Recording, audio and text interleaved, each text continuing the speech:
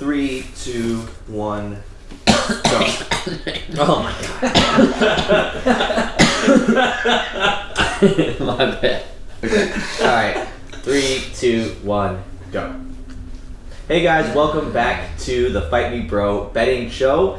And it is a beautiful day because we have a new quarter of betting. For those who don't know, every single quarter we start over a clean slate. So when we have a bad quarter, we can just forget about it. And our last quarter didn't go so hot. I think Nick ended up, I don't know, minus $1 million. $1 million? Probably $1 million. I was minus probably about $500,000, but still better. So currently, New year, new me.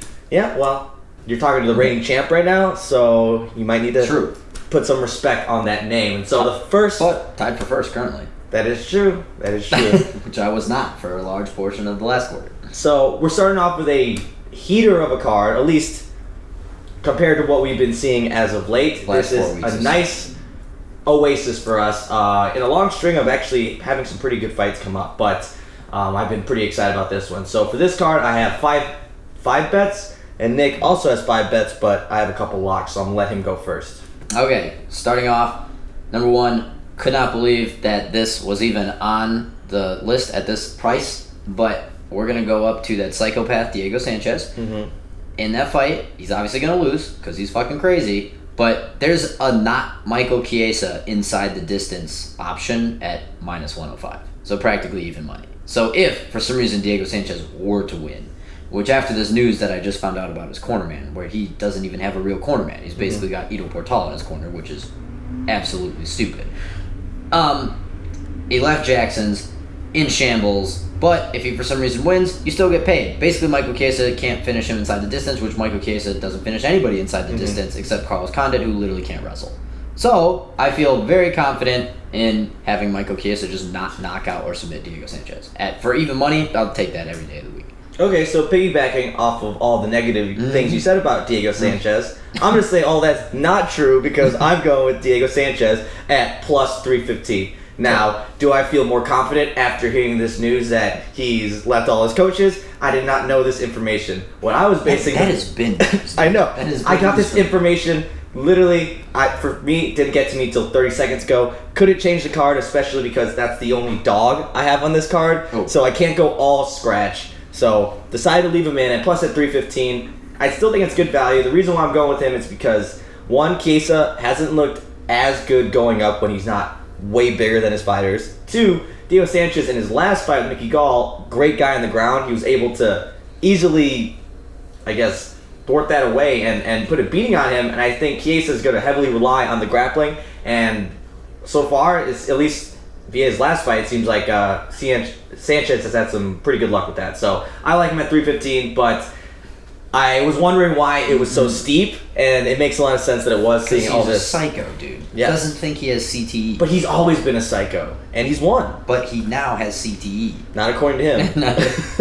Not according to him. So, riding the underdog train, unlike you, I'm not betting primarily scratch. I will be going with a little lower on the card, actually. I'm jumping around orders, but I got Ronda Marcos versus Claudia Gadelha. Basically, I'm taking all dogs. Anytime Claudia Gadelha is favored in a fight, I will just take the dog against her for the sheer fact that she will be immobile due to lack of cardio by round 2. Yep.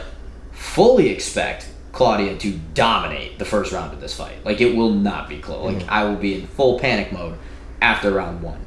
That said, about the 4-minute mark of round 2 is typically where... Seriously? Dude, I had to. I sneezed at bad bets.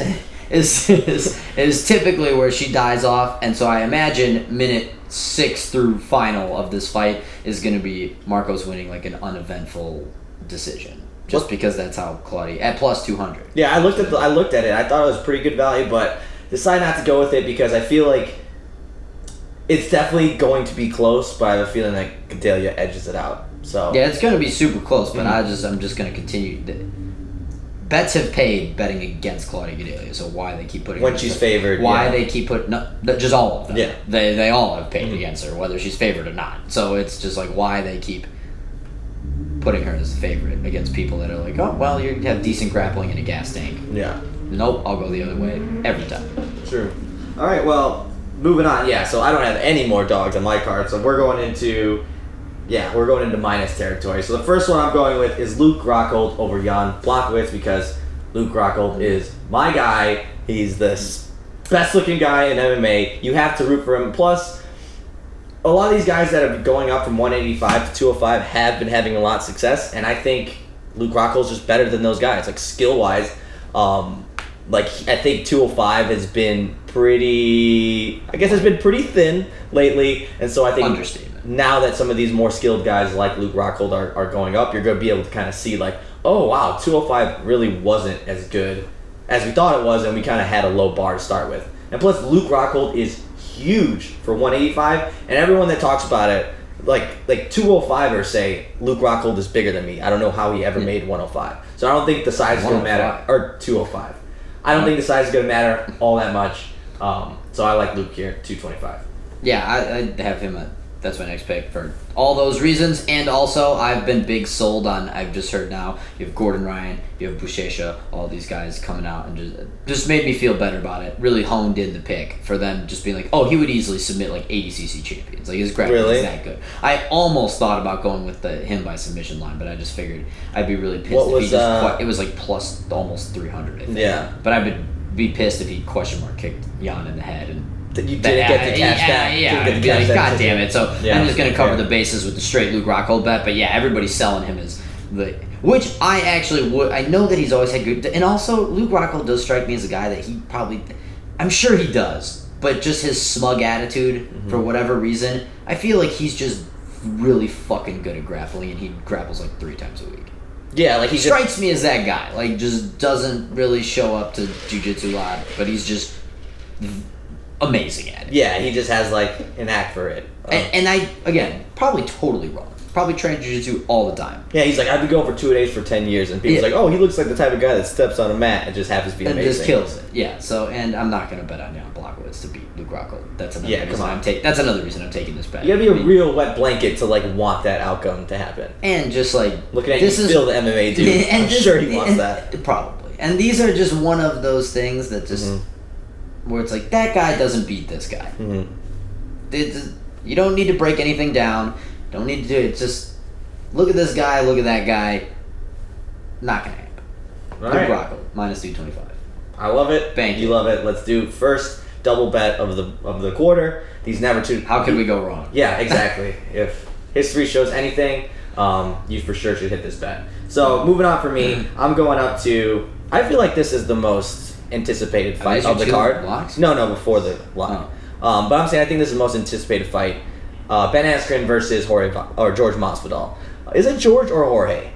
I think it's Jorge. I think Ben Askren just calls him George to piss him off. Okay. Well, I'm going to go with Jorge because I do not want to piss off Jorge Masvidal. And honestly, leading up to this fight, I was all on the Masvidal train, being a huge underdog. But then after I've been thinking about the fight a little bit more and seeing some of Masvidal's losses, the biggest one sticking out to me is the Damian Maia, where he was getting rolled like a backpack. And it just, for me, it's hard to shake that loss because that really wasn't that long ago. It was 2 years ago. And it seems like where Jorge has... It seems like it was forever ago. I feel like it was longer. It maybe it was longer, and I'm just remember it wrong. But either way, I feel like it wasn't too long ago, as well as the fact that Jorge Masvidal's wins come where people are just trying to engage with him in the kickboxing, and he's like a sneaky, really good kickboxer. And that's where people get caught. And I feel like Ben Askren is smart enough to know, like, hey, he's a humble dude. He's not going to try to just prove himself on the feet with Jorge Masvidal. He's going to try to take us down. And ultimately, I think, you know, if you look at a lot of these other weight classes, look at Khabib, look at DC, if you have that elite level of takedown, you're able to beat a high percentage of people. So I like him here at minus 210. I think the line's moved a lot in this one. It has. I also, in light of that, went props on this one. So here's the thing. Agree, but nothing that happens in this fight would surprise me. Like, Jorge Masvidal very much could just KO. I was just telling you, I was looking at the Jorge Masvidal at plus 350 to win by KO line. Wouldn't shock me at all. That was almost enough to sway me to literally make a last-second scratch. Wouldn't shock me at all if that happened. However, I think the safer thing, kind of for those reasons, like, I don't think Ben Askren, he could, But I'm leaning, again, wouldn't surprise me if he did, but I'm leaning towards him not getting like Robbie Lawler twice. Yeah. I think you'll actually see Ben Askren wrestle this time, and wrestle effectively. But that said, Ben Askren is not putting away Jorge Masvidal inside the 15. So I'm gonna, if I could take him at whatever the hell you just had, or the Ben Askren by decision at plus 105, I'm just taking the 105. Yeah. I don't like. There's Ben Askren is not. I don't. Yeah, it's cool that he can crush watermelons and shit, but he's not submitting Jorge Masvidal. Yeah, he's probably... And he's definitely not knocking Jorge Masvidal out. It's going to be like a dominant decision, exactly. Or like a KO. Right. Mm-hmm. Yeah, so that, I mean, and I just... There's no way Askren's getting dusted like that. Or he's dusting Masvidal like that. So if he wins, it's going to be 15 minutes of the Iron Curtain, and we're good to go. The thing is, even if Askren wins boring, I feel like the post-fight... Oh yeah, no, he'll make it all spectacle. Worth it. It'll be fine. Mm-hmm. But I'm saying I'm just gonna take the decision instead of pay the extra money in case he gets KO'd, because he's not gonna win by submission. All right, perfect. Well, now we're in locked territory. Are you on your lock? Yes. Okay. So I have 2 locks this week, and like Nick said, I think off camera, not smart to do on this card, seeing that there's a lot of heavy favorites. But for me, I'm going to put my locks of the week of the people that I feel most confident, and first up being Amanda Nunes over Holly Holm. I'd be very surprised if Nick didn't have this on his card. I know it's steep odds at minus 395, but this is the fight. Holly Holm is going to... This is going to be the most stereotypical Holly Holm fight we see, where she earns the respect from the fans. She goes out there, she ends up being like a warrior, showing off some good techniques with some flashes and never gives up, but ultimately loses. Like, or maybe she gets knocked out. Yeah, I was like, it's either one of two. I think she's gonna get knocked out. I don't know if she'll get knocked out. Like, I feel like if she could last 5 rounds versus Chris Cyborg, she could probably last out with Nunes as well. I'm not saying that according to Cyborg... math, no, she can't. I'm saying she can handle the power, but ultimately, I think Nunes is just gonna be in control, and I think there's a decent shot at being a finish, but I'm hoping that Holly just ends up doing Holly things and still somehow gaining fanship through another loss. The lines on Holly to win this are actually like kind of crazy. Like the props, like where it's like if she wins by decision or TKO, they're like in the +5 territory. Really? Wildly. I literally just can't see that happening. No. Maybe with like a head kick, I could maybe see it. Everybody's saying that just because they've seen her head kick a couple people. Yeah. Like she's got 2 head kick knockouts. Mm-hmm. It's like, oh, okay, cool. But they're spectacular. Yeah. You think the Ronda Rousey, you're like, oh well, she could do it to Ronda Rousey, she could do it to anyone. She could do it to Betch Correia, she could do it to anybody. No, actually, not on my card though. Wow. My lock is cool. just we're going straight to the moon. We're straight to the top of the bill. John Jones, and I'm not so confident. I don't even feel like paying the -6. I'd take it John Jones inside the distance. This is gonna get mopped up early. What's that? -190. -190. Okay. This is gonna take no more than 3 rounds. It's gonna be an absolute takedown, rinse, wash, repeat. He's at a place where he's fighting smart, but he's still really fucking good. Yeah. And I don't care what anybody says about, whoa, did you notice his body? He looks like he's off a steroid. I don't care. He's really fucking good at fighting. Yeah. Steroids or not, he's way better than Thiago Santos. Yeah. And doesn't fucking matter. Way better wrestler. Technique-wise, we're not even going to compare the striking. Mm-hmm. Thiago Santos' only chance here is just right-hand Hail Mary. Mm-hmm. That is literally the only way he wins this fight. There's no other possible way. John Jones, again, not an idiot. Gonna walk out, trip takedown. I really anticipate this to be over in probably the 2nd round. I think this will be done. I would not be surprised, and as no surprise to you, it is also my lock. I'm just taking John Jones straight up for 2 units because he is the far superior fighter to Thiago Santos. Now, I'm not saying Thiago Santos does not have a chance in hell. There is a chance he could catch him and knock him out, but John Jones is just too smart. He's too well-rounded, and plus, he's been too cocky lately. John Jones is at his best when he's most confident, and just by every single interview, I just become more and more confident in this pick.